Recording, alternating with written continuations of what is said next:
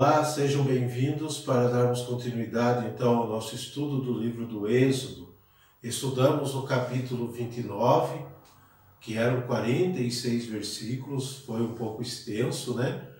Mas com o estudo tranquilo, acredito eu. Creio que vocês puderam ter noção, né, da instituição do sacerdócio de Israel, como o povo de Israel foi concretizando o culto a Deus, né? Como Israel foi se organizando para celebrar o seu culto ao Deus único, né? Ao Deus que lhes tirou do Egito, como eles sempre recordam nas leituras que nós estamos estudando, né? Então, muito importante notar que a consagração do sacerdote, as vestes sacerdotais, foi toda uma maneira de Israel ir se organizando para o culto, tá? Foi a instituição do sacerdócio em Israel, tá bom? Então é bom a gente entender, não querer julgar os tempos de hoje com a mentalidade de hoje, um tempo que já se foi, que já passou, um tempo antigo, tá? O rito de sacrifícios, a matança de animais.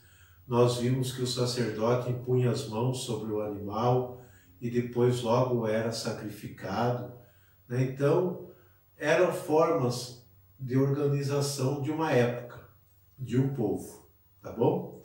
Vamos lá então, pegue a sua Bíblia, vamos para o estudo do capítulo 30 hoje. Capítulo 30 de Êxodo, versículos de 1 a 38. Pegue a sua caneta para anotações e vamos para a leitura tranquila e atenta deste capítulo, ok? Construirás um altar para queimares sobre ele o incenso. De madeira de acácia o farás. Será quadrado o seu comprimento e sua largura de 1 côvado, e terá 2 côvados de altura. Os chifres formarão uma só peça com o altar. Cobrirás de ouro puro a sua parte superior, os seus lados ao redor e os seus chifres, e lhe farás uma bordadura de ouro em volta. Farás para ele 2 argolas de ouro, abaixo da bordadura dos 2 lados.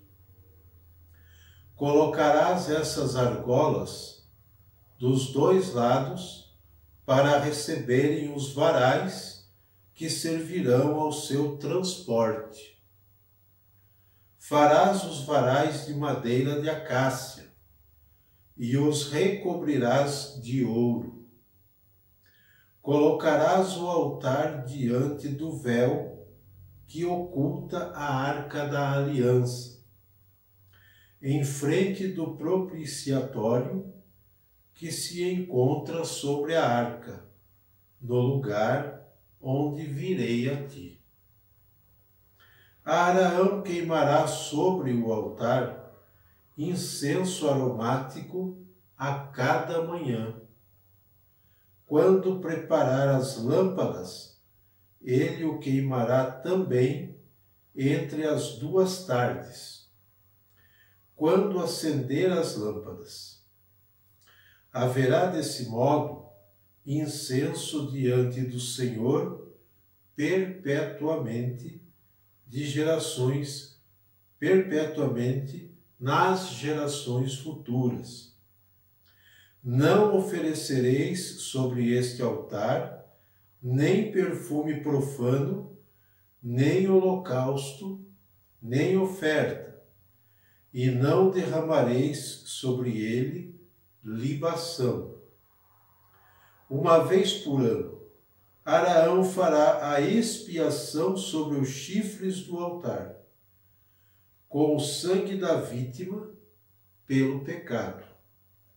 Fará a expiação uma vez por ano em todas as gerações futuras. Esse altar será uma coisa santíssima, consagrada ao Senhor.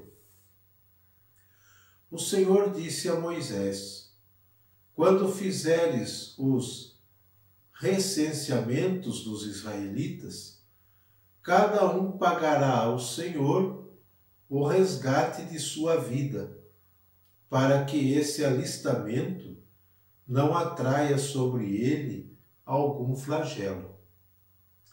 Cada um daqueles que for recenseado pagará meio siclo, segundo o valor do siclo do santuário, que é de 20 gueras.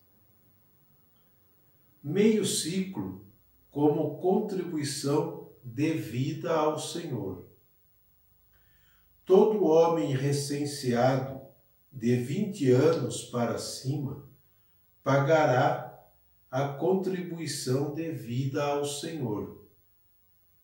O rico não dará mais e o pobre não dará menos de meio siclo para pagar a contribuição devida ao Senhor em resgate de vossas vidas.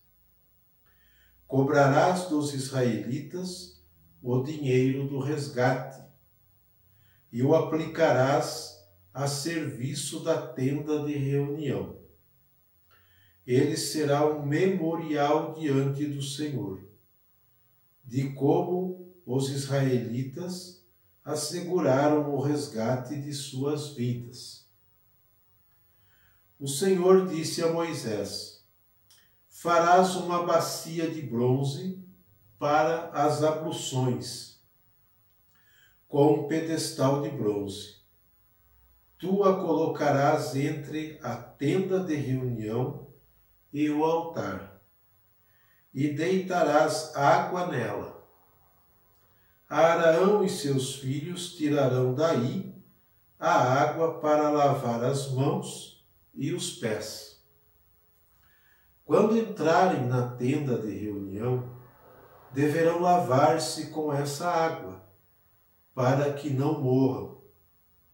Igualmente, quando se aproximarem do altar para o serviço, para oferecer um sacrifício ao Senhor, lavarão os pés e as mãos, para que não morram. Essa será para eles, a Arão e sua posteridade, uma lei perpétua, de geração em geração. O Senhor disse a Moisés: escolhe os mais preciosos aromas, 500 ciclos de mirra virgem, a metade, ou seja, 250 ciclos de cinamomo, 250 ciclos de cana aromática, 500 ciclos de cássia, segundo o ciclo do santuário, e um hin de óleo de oliva. Farás com tudo isso um óleo para a sagrada unção, uma mistura odorífica composta segundo a arte do perfumista. Tal será o óleo para a sagrada unção. Ungirás com ele a tenda de reunião, a arca da aliança, a mesa de seus acessórios, o candelabro e seus acessórios, o altar dos perfumes, o altar dos holocaustos e todos os seus utensílios, e a bacia com seu pedestal. Depois que os tiveres consagrado, eles se tornarão objetos santíssimos, e tudo o que os tocar será consagrado. Ungirás a Arão e seus filhos, e os consagrarás para que me sirvam como sacerdotes. Dirás então aos israelitas: este óleo vos servirá para a unção santa, de geração em geração. Não se derramará dele sobre o corpo de homem algum, e não fareis outro com a mesma composição. É uma coisa sagrada, e deveis considerá-la como tal.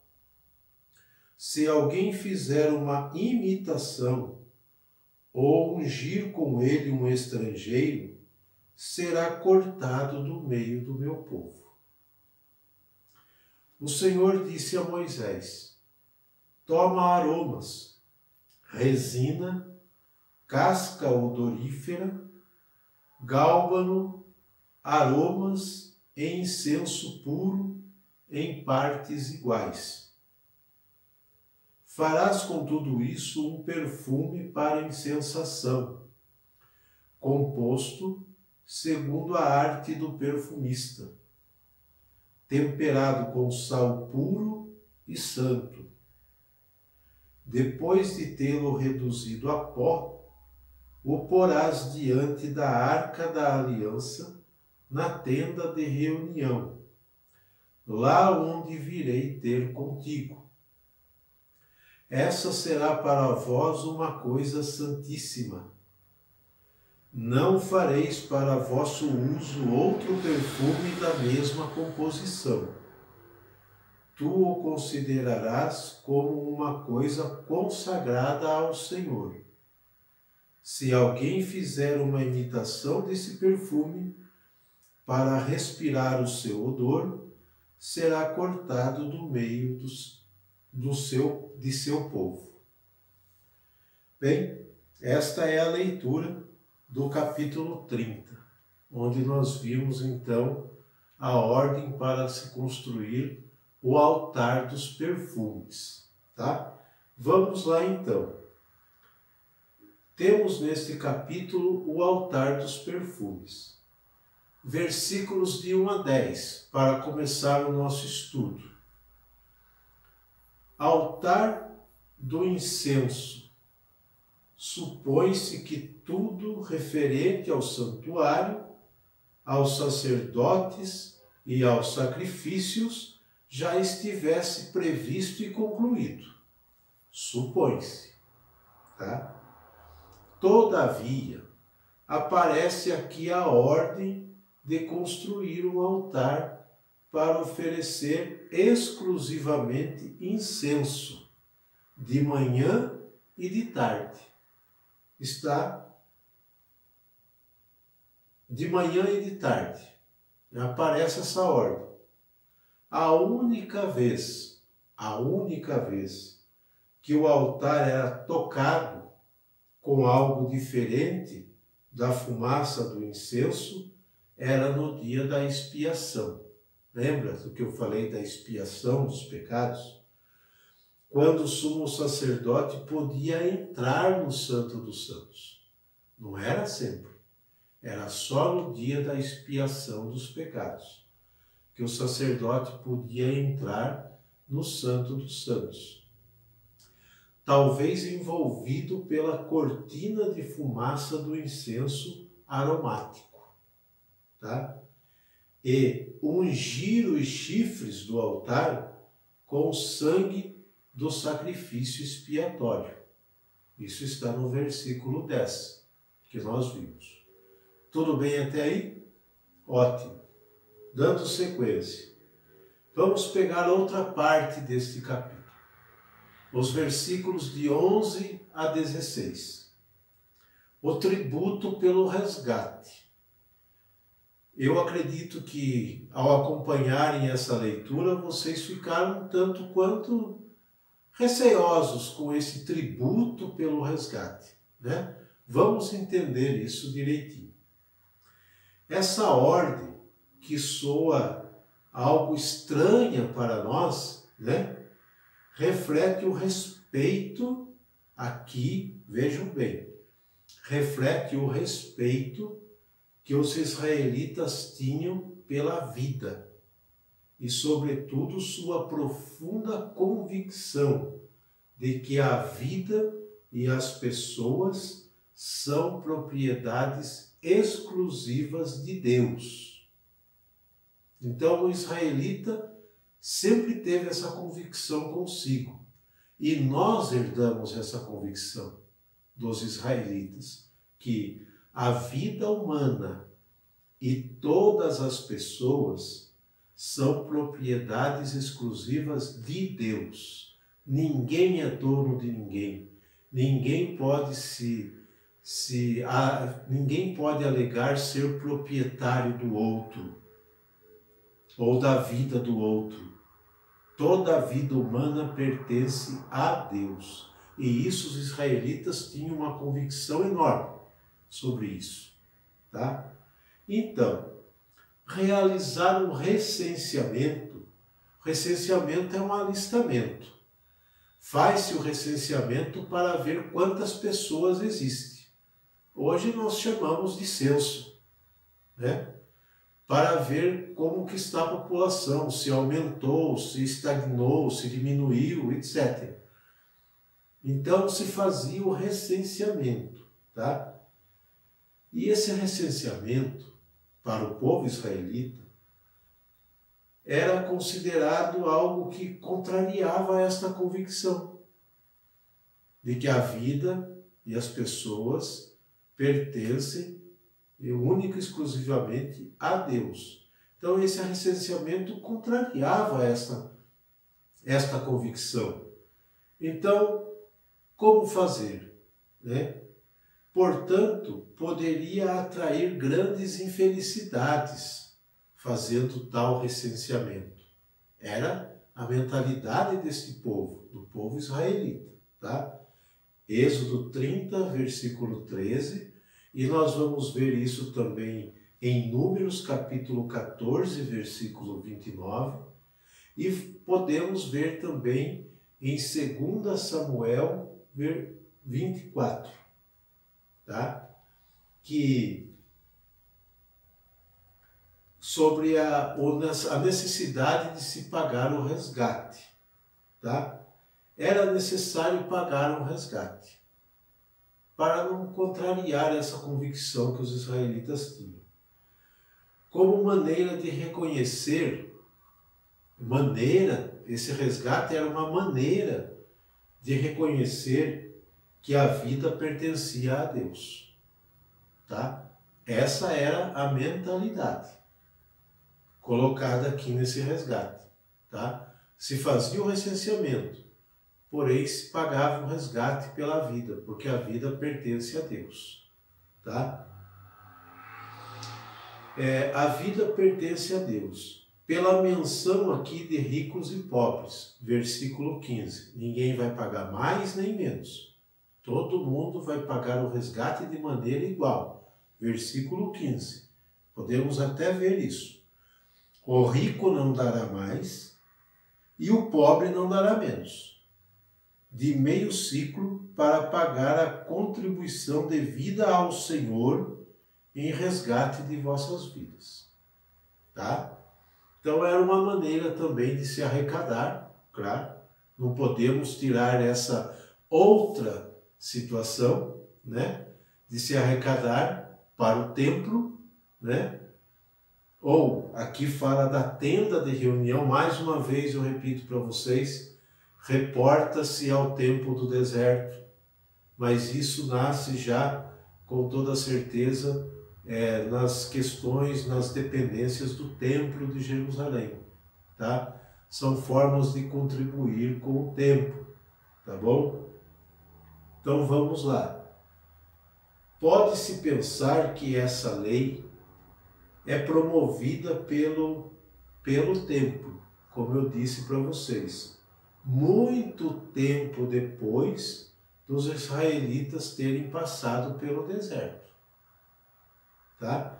É uma forma de ajudar na manutenção do templo. O tributo pago pelos maiores de 20 anos, como nós vimos aqui, era destinado ao serviço do templo. Ou aqui, como fala, o serviço aplicará a serviço da tenda de reunião. Reporta-se ao deserto, mas essa lei é do templo, ok? Então era destinado este tributo dos maiores de 20 anos para o serviço do templo, certo?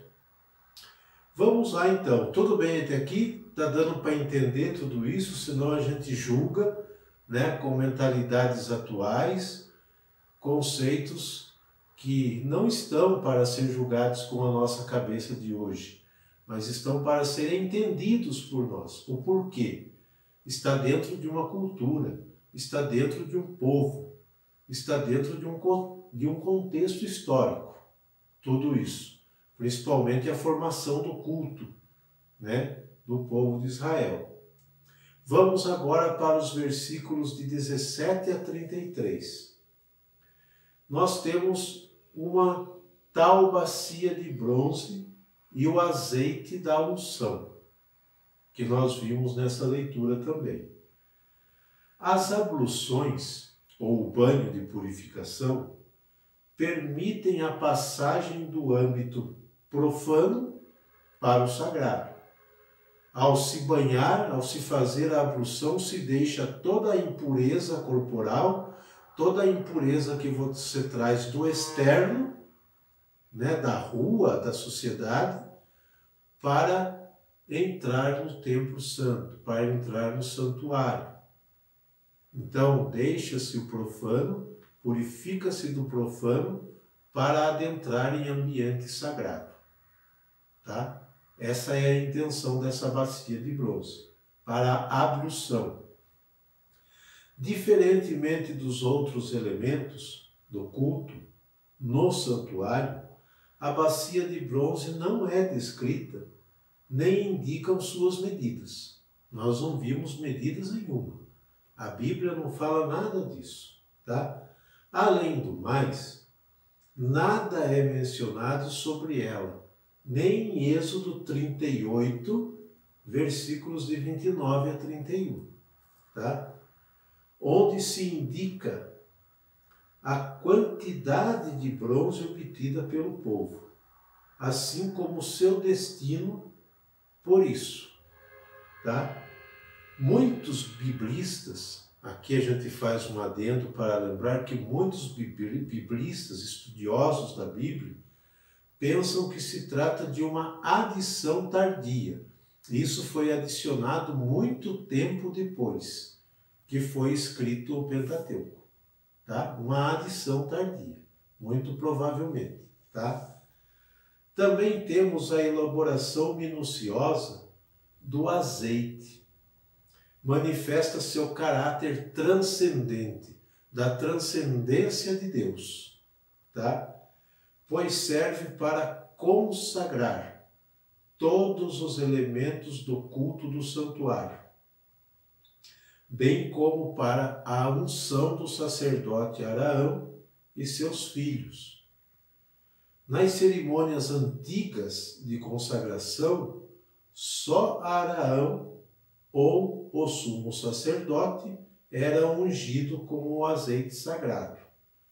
Isso nós vimos em Êxodo 29, capítulo de 7 a 9, que nós estudamos anteriormente, tá? Aqui, a consagração também se estende aos filhos de Arão. Por isso, muitos biblistas também pensam que se trata de uma outra adição. Foi adicionada esta parte tardiamente, tá? Muito tempo depois, ok? E agora nós temos o estudo do versículo 34 ao 38, que fala do incenso, né? O incenso de uso corrente entre os que podiam comprá-lo, porque não é algo barato, nunca foi, né, algo barato, tem aqui um caráter sagrado. O incenso tem aqui um caráter sagrado, graças à elaboração de uma fórmula. Nós vimos aqui que tem uma fórmula, né, devidamente preparada à consagração feita por Moisés. Então essa fórmula não pode ser copiada, que senão aquele que copiar pode ser excluído do meio do povo. Vai dizer o texto para nós que nós estamos estudando, tá? Supõe-se que eram atividades próprias do sumo sacerdote. Leigos não podiam manusear o incenso. Era único e exclusivamente dos sumos sacerdotes, tá? Esta fórmula não podia ser utilizada para uso pessoal, só para o culto no templo, certo? Com o perigo de ser excluído do meio do povo.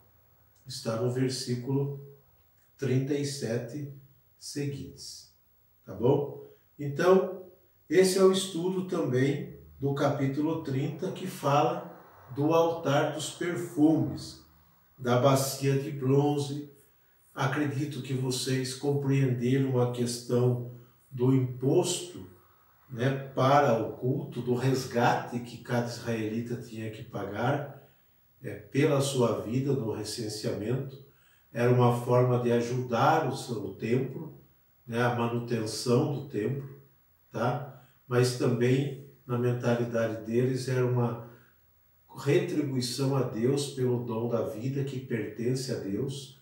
Toda a vida humana, toda pessoa humana pertence a Deus, né? Ela não é de ninguém, nenhum ser humano pode se arrogar dono de outro ser humano ou ter outro ser humano como propriedade sua, porque não é de Deus, né? Então essa mentalidade era muito clara para o israelita.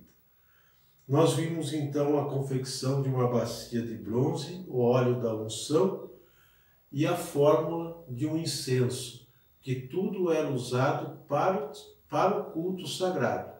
Nada podia ser usado de forma pessoal, para significar assim o caráter sagrado de tudo isso, o caráter solene e sagrado do culto, podemos dizer assim.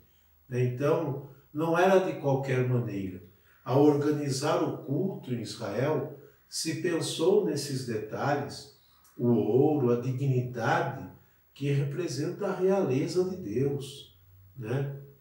Não, aqui se coloca na boca de Deus que Deus exige madeira de acácia, que se revista de ouro, mas tudo isso é para dar veracidade no culto, para mostrar a sua importância, né? Que não é um culto para qualquer deusinho, mas é um culto para o Deus de Israel, para o Deus único, para o Deus dos patriarcas, para o Deus que resgatou esse povo do Egito, que tirou esse povo da escravidão, né? Então, para esse Deus, tem que oferecer tudo o que o povo tem de melhor, os seus dons, o que tem de melhor. Para Deus não se dá resto, para Deus não se dá sobras, mas para Deus se dá o melhor. Isso é reconhecer e fazer com que nós tenhamos essa consciência de que Ele é o nosso Deus. E para Ele nós damos tudo o que há de melhor, né, dos dons que temos, que provém dele na realidade. Ok? Espero que vocês tenham gostado desse estudo do capítulo 30. Deixe um likezinho no canal, compartilhem, se inscrevam. E o próximo estudo nós vamos ver sobre os operários do tabernáculo, no capítulo 31. Espero vocês. Um abraço a todos.